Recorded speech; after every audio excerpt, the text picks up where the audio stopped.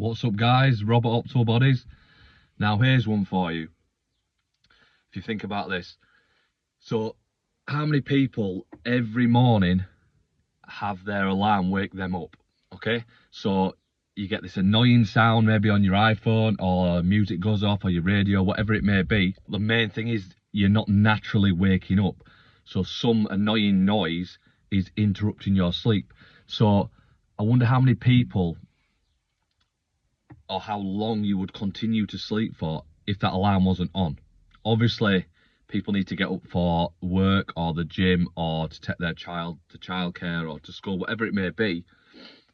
But our sleep is being interrupted. So it's just one to think about.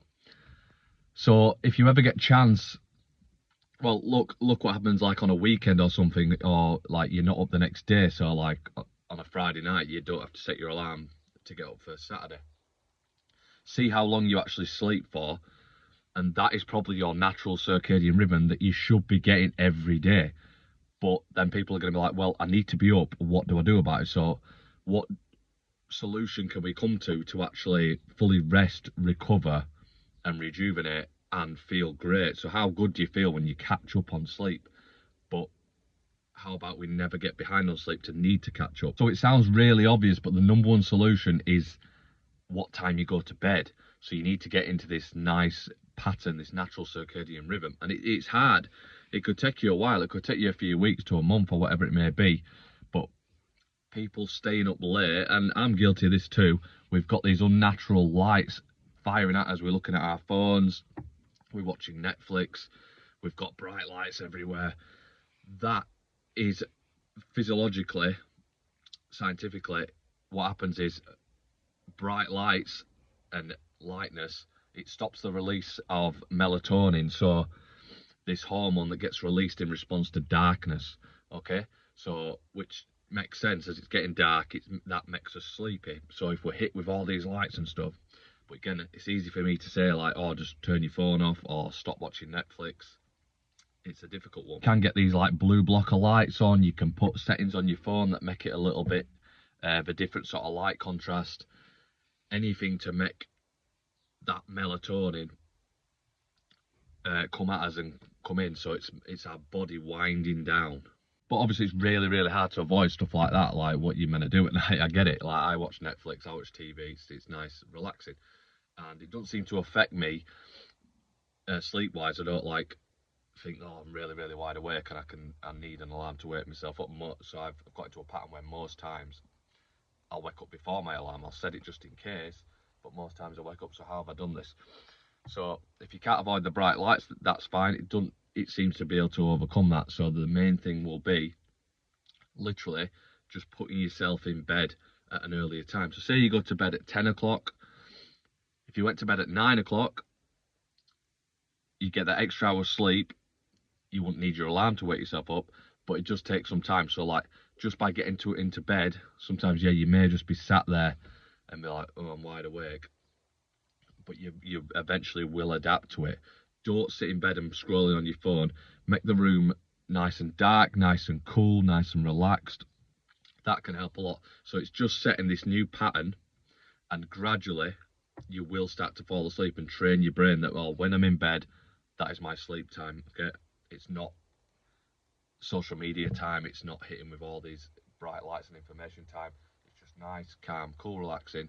Maybe read a book or something like that. It's a less stimulating lights at you. But a massive one that I've seen with people, because if you do look around, I do find it hard to find that many people that don't drink caffeine as an adult.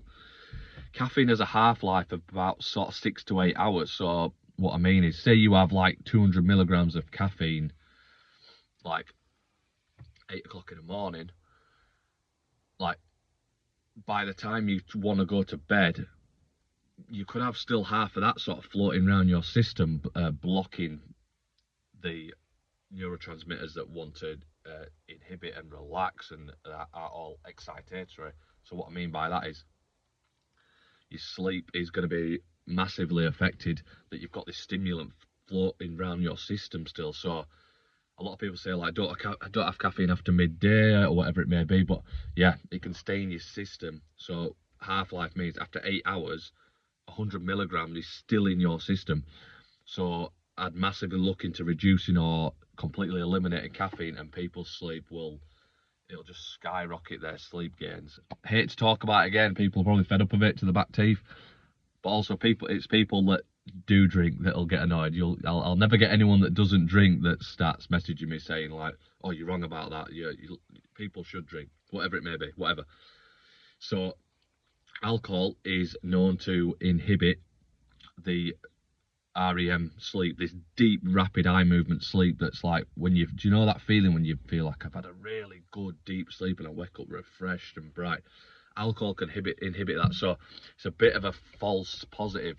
People have a drink to wind down and maybe even put them to sleep. Same with like marijuana, but it's like this fake sleep that draws you in. So people think they need a drink. It can actually it can sedate you, but a lot of people find they won't go into that deep sleep. When do you ever have a night out, like have like a boatload of alcohol, wake up the next day and feel all refreshed that you've had a really good sleep? You know, it just doesn't happen, does it? The next day you're probably having to have little naps and stuff, and you're recovering on the sofa, and your kids are pulling you and saying, can we go to the park, Dad? And it's like, no, sorry. Different story. But yeah, so again, another one. Massively reduce it. Obviously, I always think cut it out. It's just a drug. Get it out of your life. But yeah, just want to think about that. I was thinking about yesterday. If an alarm's waking us up every day, then we're not actually sleeping as long as we should be doing. Obviously, life happens, but if you can get into a routine, set a bedtime, just like knock it an hour back, see how that goes. So you get an hour extra sleep eventually. Eventually, trust me, if you go to bed at 9 o'clock every night, you're not just going to be laid there for an hour every night. Your body will realise what you're doing. Reduce or cut out the caffeine. Same with alcohol. Nice cold room, and eventually you won't even have an alarm, and you will get the sleep you need. And we spend about a third of our lives asleep, so that shows how important it is. Okay, Robert Optal Bodies signing out.